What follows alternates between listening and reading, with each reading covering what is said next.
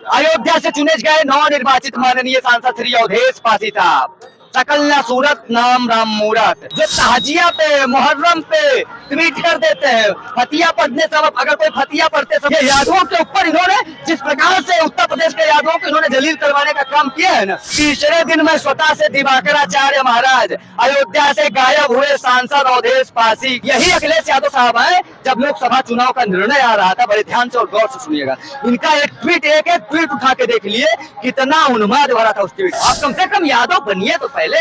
यादव समाज का कौन विरोधी है? यादव समाज वो है ना जो हिंदू सनातन आस्था का सबसे प्रबल संरक्षक। 100 करोड़ हिंदू इसी अयोध्या में जल रहे 30 लाख दीपक का साक्षी है और इसी दीपक को संकल्पित होकर संकल्प ले चुका है। नमस्कार, राजनीतिक विमर्श में मैं हूं आपके साथ आदित्य शुक्ला। इस वक्त मेरी मौजूदगी अयोध्या में है और अयोध्या हर बार की तरह इस बार भी भव्य दीपोत्सव मनाने के लिए तैयार है। अयोध्या पूरी तरीके से दुल्हन की तरह सजकर तैयार है। इसी दीपोत्सव पर हमारे साथ कई मुद्दों पर चर्चा करने के लिए अयोध्या के महंत दिवाकराचार्य जी मौजूद है। सबसे पहले आपका बहुत स्वागत है। आपको भी बहुत बहुत साधुवाद, बहुत बहुत धन्यवाद। और हम लोग तो घर आती हैं, आप अयोध्या है, हम आपका स्वागत करेंगे।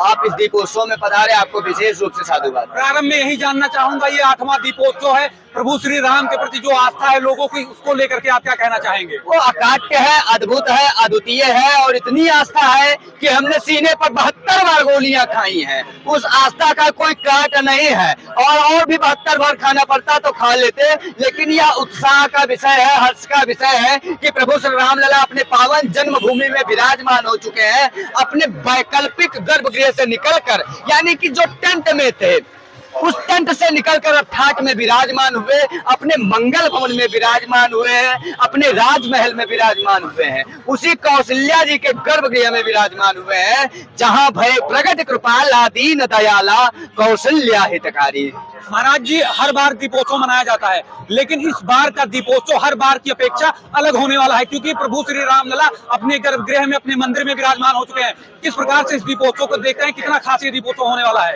ये दीपोत्सव भावनात्मक, क्योंकि आप देखिएगा तो राम मंदिर के लिए लाखों लोगों ने कुर्बानियां दी, अपनी शहादत दी, अपनी बलिदानियां दी। आज 100 करोड़ हिंदुओं के लिए यह भाव का विषय है, क्योंकि यह दीप देवता जानते हैं, हमारे शास्त्रों में यह उल्लेख क्या है कि भो दीप नमस्तुभ्यं कर्म साक्षी अभिघ्न कृते यावत कर्म समाप्ति तावत त्वं सुस्थिरो भव। यानी कि हे दीप देवता, हम यह जो शुभ कर्म करने जा रहे हैं, आप इसके साक्षी बनिए। ये दीप देवता जानते हैं। हमारे यहाँ जब कोई घर बनता है ना, तो सबसे पहले हम नींव में क्यों ले जाकर दीपक जलाते हैं? क्योंकि जब भी हम संकल्पित होकर कि हम यह कार्य करेंगे तो सबसे पहले हम दीपक जलाते हैं।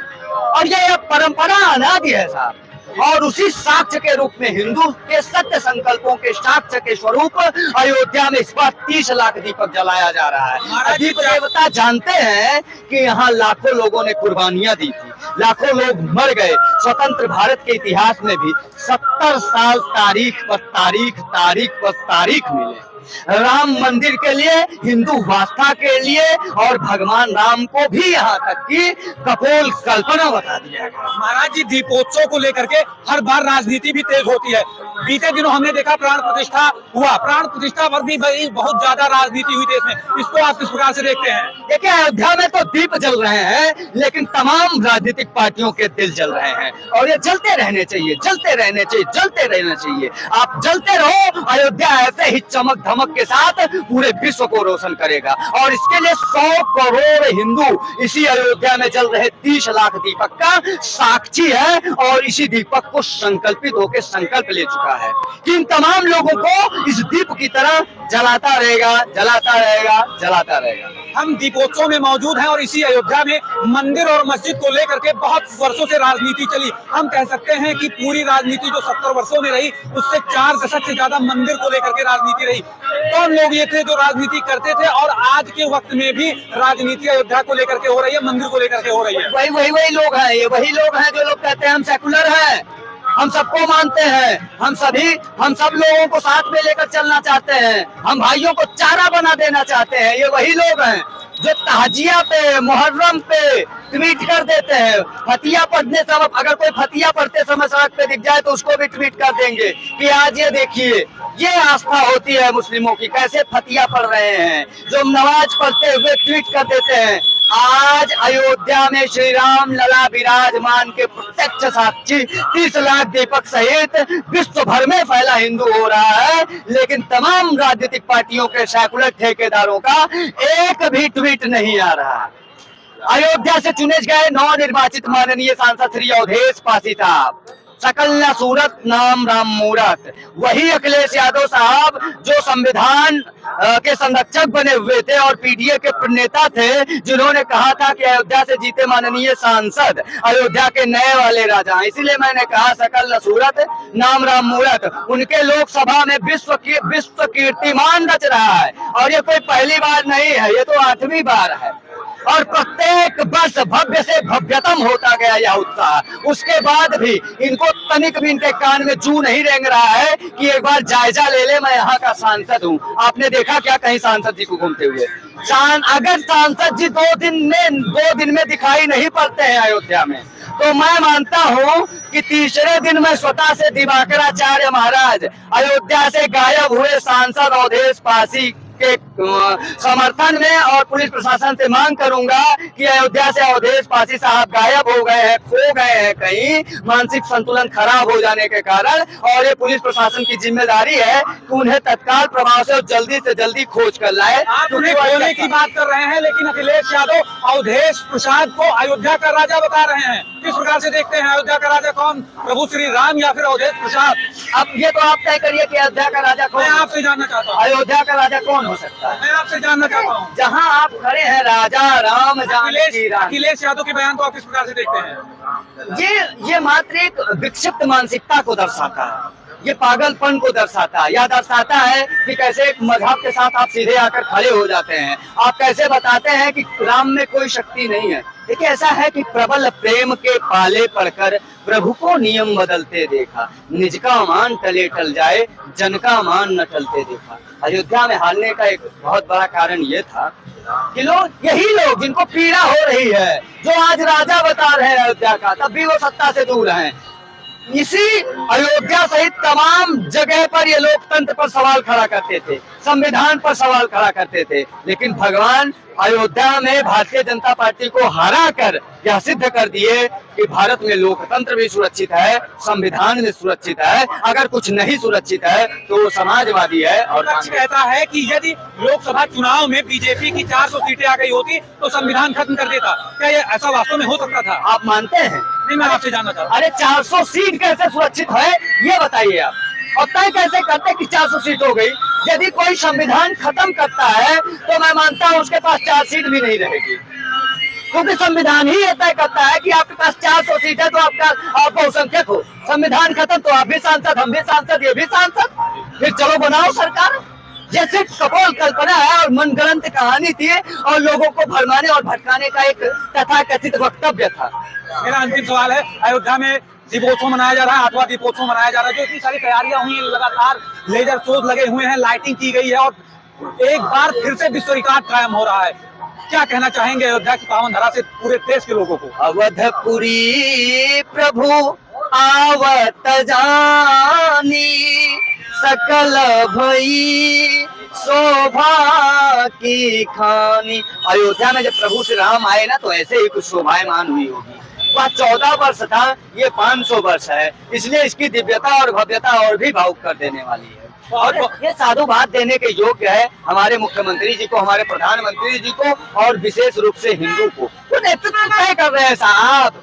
ये कुछ भी बोले कि हिंदू बेरोजगारी बढ़ रही है, महंगाई बढ़ रही है, ये बढ़ रहा है, वो बढ़ रहा है, एटमॉस्फेयर खराब हो रहा है, धूप ज्यादा हो रही है, पानी ज्यादा, बारिश हो रही है, भाजपा इसलिए ऐसा हो रहा है, ऐसा नहीं हो रहा है। आप कुछ भी कहिए, लेकिन हिंदू जागरूक हो गया, आपको 3 बार सत्ता से बाहर कर दिया। और समाजवादी पार्टी का तो मुझे लग रहा है ये जितना भवक रहे हैं सुपड़ ही साफ हो जाएगा।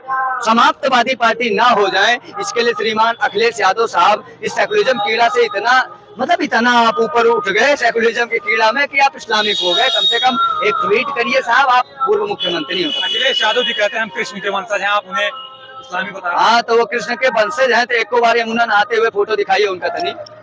कृष्ण के वंशज हैं, और क्यों एक बार भी नहीं कह पाए कि हम कृष्ण जन्मभूमि बनाएंगे, और हम कहाँ कह रहे हैं कि वो कृष्ण के वंशज नहीं है?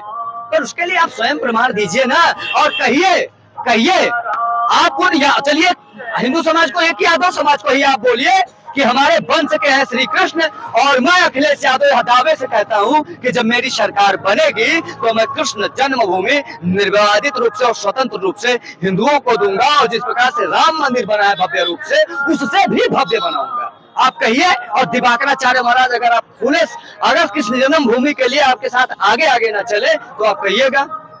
आप कम से कम यादव बनिए तो पहले। यादव समाज का कौन विरोधी है? यादव समाज वो है ना जो हिंदू सनातन आस्था का सबसे प्रबल संरक्षक है। भगवान श्री योगेश्वर श्री कृष्ण ने विश्व की सबसे बड़ी युद्ध कराई थी, महाभारत। आप उस स्त्री के साथ कौन घटना कर रहा है? आप ही के पार्टी के नेता ना, ब्लॉक प्रमुख, आप ही के पार्टी के कार्यकर्ता ना मोहित खान, आपने उनको निष्कासित किया क्या? आपने उस ब्लॉक प्रमुख को निष्कासित किया क्या? आप अपने कार्यकर्ताओं पर कभी उंगली उठाते हैं? आप अपने मजहबी नेताओं को कभी कुछ कह पाते हैं? बहराइच में जो घटना घटित हुई, आप राम गोपाल सहित पूरे हिंदू समाज को गलत ठहरा दिया आपने। उस बेचारे को मार दिया गया, 21 छर्रे उसके शरीर में उतार दिए गए, उसके 10 पैर के 10 नाखूनों को उखाड़ दिया गया, उसके साथ बर्बरता की गई, और आतंक के सिलेबस में जितनी चैप्टर आती है ना, उसके पूरे शरीर में उतार दिया गया धड़ल्ले से। साहब आपका एक भी ट्वीट नहीं आया। आप संविधान संरक्षक हो, कहाँ चले गई आपका ये संविधान के संरक्षक वाली बोली कहाँ चली गई? इसका मतलब आप सीधे तौर पर संविधान के खुद ही घातक व्यक्ति हो, लोकतंत्र के लिए खतरा हो।